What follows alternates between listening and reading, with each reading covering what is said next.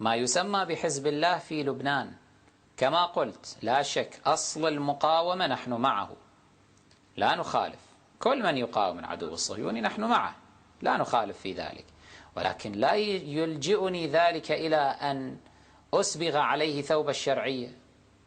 يعني حركة حماس تقاوم العدو الصهيوني، فهل أقول أن عقيدة حماس صحيحة أو ممارساتها شرعية فأعطيها شهادة ثقة؟ كلا. فكذلك هذا الحزب ما فرقه عن حماس سوى أنه يتسمى باسم التشيع.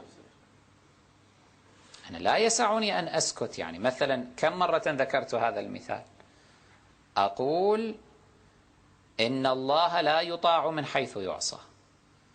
الحزب الذي يدعي أنه حزب الله كيف يخرج أمينه على الشاشة ويمتدح أعداء الله عز وجل؟ وهذا خلاف حكم الله في كتابه، خلاف حكم رسول الله صلى الله عليه وآله، خلاف حكم أمير المؤمنين عليه السلام، خلاف حكم الأئمة الطاهرين عليهم الصلاة والسلام. كيف يصنع هذا؟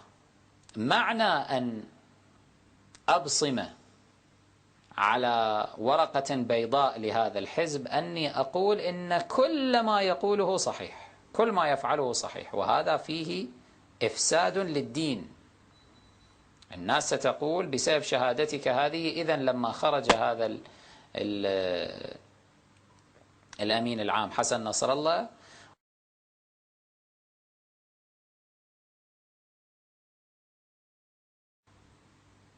وهذا لا يجوز.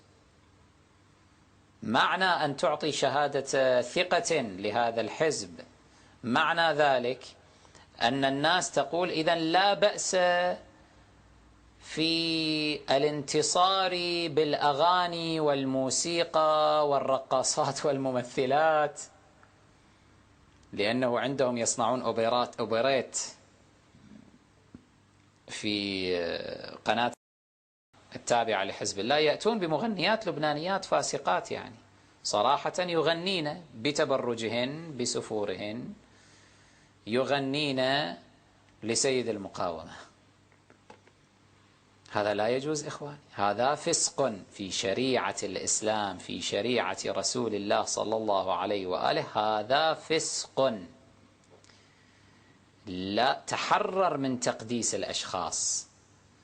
يعني أنا أعرف مفتونون كثر بشخصية حسن نصر الله، طبيعي باعتبار أخذهم جانب الجهاد والمقاومة والحرب، وهو هم حينما يتحدث بحماس ويصرخ دائما، وجهه أيضا جميل ولازم يطلع القذلة مالته من العمامة، هذا الموديل معروف مال الموديل الإيراني يعني الشكل، فلازم يعني هكذا يجذب القلوب، يسحر الألباب.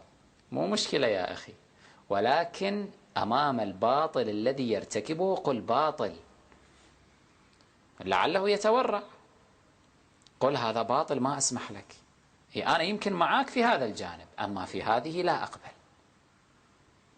لأننا جميعا إن سكتنا هذا الباطل يكتسب ثوب الشرعية شيئا فشيئا. الفسق يتحول إلى ماذا؟ إلى معروف، المنكر يتحول إلى معروف، والمعروف يتحول إلى منكر. الآن هذا أنه يأتي أحد يمجد بأعداء أهل البيت عليهم السلام، هذا باتفاق العلماء منكر، بإجماع علمائنا منكر لا يحل إلا كما يحل أكل الميتة، يعني بالاضطرار فقط، هو ما مضطر، ليس عليه اضطرار. وقضية أنه يأتي بمغنيات يغنين فاسقات فاجرات هكذا، يأتين بتبرجهن يغنين بالقناة، لا يجوز. وإن غنوا للمقاومة، شنو هو الغناء للمقاومة يجوز بالتبرج والكذا، والغناء لغير المقاومة لا يجوز؟ الشريعة واحدة، مسطرتها واحدة، فلا يسعنا أن نسكت على هذه الأمور.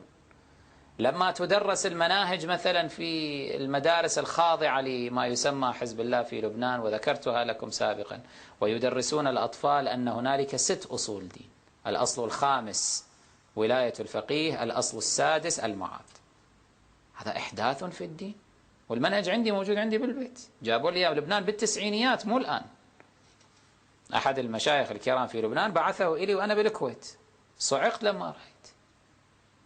نحن عندنا 5 أصول لا سادس لها، أضافوا لها أصلا سادسا وجعلوه في المرتبة 5. هذه مشكلة إخواني، مشكلة كبيرة.